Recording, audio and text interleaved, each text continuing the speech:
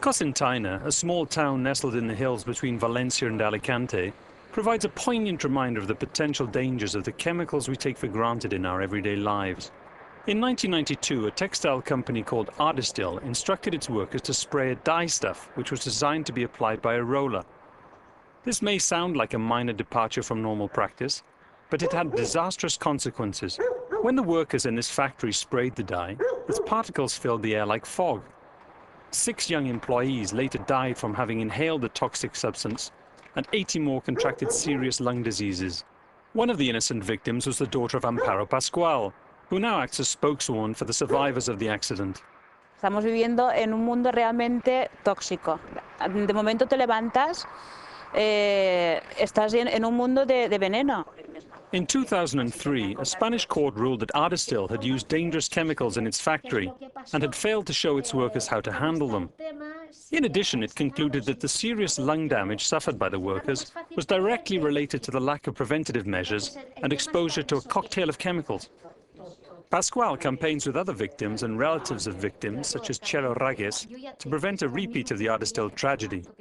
Tenemos que ir hasta el final, para que sepan que con la vida de las niñas no se juega. La vida de las niñas no hay dinero para pagarlas.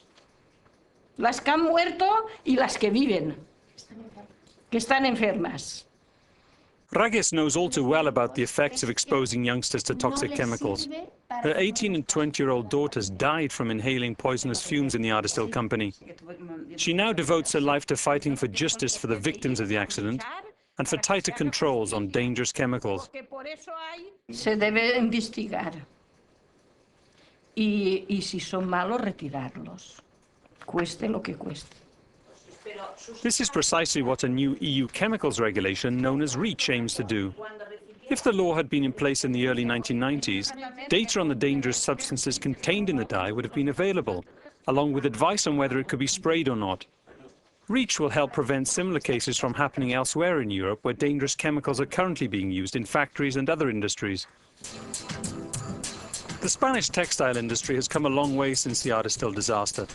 At this Madrid fashion show, organized by Greenpeace and a handful of young Spanish designers, none of the clothes was produced using any of 6 highly toxic chemicals otherwise frequently used in textiles. Spanish clothing giant Mango, which has over 900 shops in 83 countries, supports the campaign to replace hazardous chemicals with safer alternatives.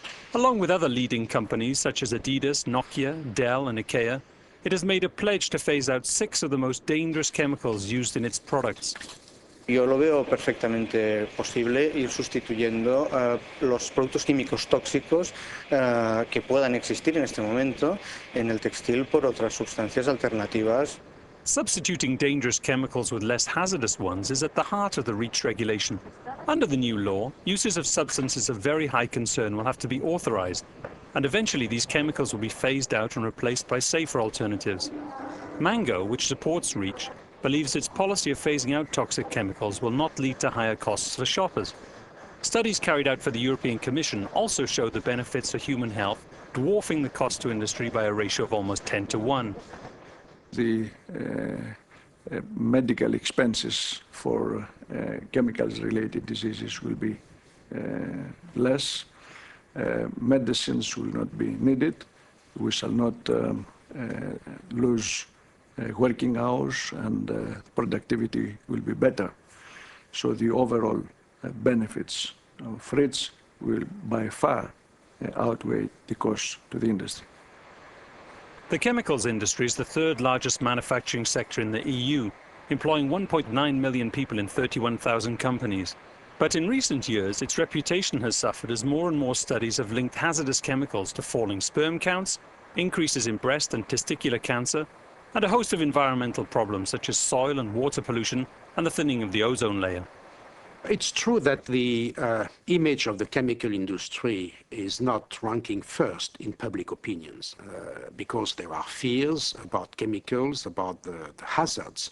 So if we can demonstrate through REACH that well-documented dossier about hazard, exposure and risk and proper risk management is in place or is improved, we can indeed enhance the confidence in chemicals. Under Reach, which will replace 40 pieces of existing EU legislation, companies will have to show that the substances they use or sell are safe. They will also have to provide a new EU chemicals agency in Helsinki with data on the properties of the substances they manufacture or import, information which will be provided to other companies downstream in the supply chain and available to the public on the internet. We need chemicals. After all, almost everything we use in our daily life is made from or contains them.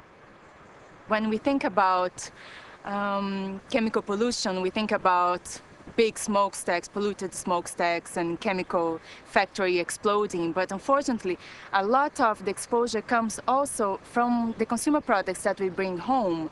The pajamas, the perfumes that we wear, the laptops that we have to work with. And many of them release hazardous chemicals into the environment. The problem, as this website created by the European consumers organization BEUC shows, is that we are often unaware of the potentially dangerous chemicals found in the most banal household items. Soaps may contain parabens, which interfere with the hormonal system, and towels might contain formaldehyde, which has been classified as carcinogenic, poisonous and corrosive.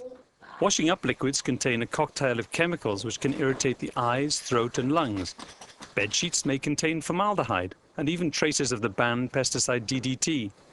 And although a dangerous softening agent that causes development problems has been removed from PVC baby toys, other PVC items may still contain it. Most consumers believe that whatever is on the market must be safe for use, and they expect industry and authorities to ensure that for them. The problem is that 99% of the chemicals used in everyday products have never been tested. With so little information available, no wonder shoppers at this supermarket outside Brussels are anxious about what chemicals are in the products they buy, and the effects of these substances on them and their children. Worries me a little because not knowing what I'm exposing the children to or how it'll affect them later. On n'a pas assez d'informations et on hésite pour acheter plein de produits. Vraiment, on hésite, on essaie de chercher des trucs naturels, mais quand même, c'est pas facile. C'est vrai que j'y suis particulièrement sensible et que ça m'inquiète qu'on ne le soit pas plus. Reach won't impose any new labeling requirements on manufacturers, but consumers will, for the first time, be able to shop safe in the knowledge that the chemicals in the products they buy have been tested and labeled accordingly, and that the most dangerous substances have either been banned or will be progressively substituted by safer alternatives. Under the new regulation, better human health, a safer environment, and a more sustainable European chemical industry are all within our reach.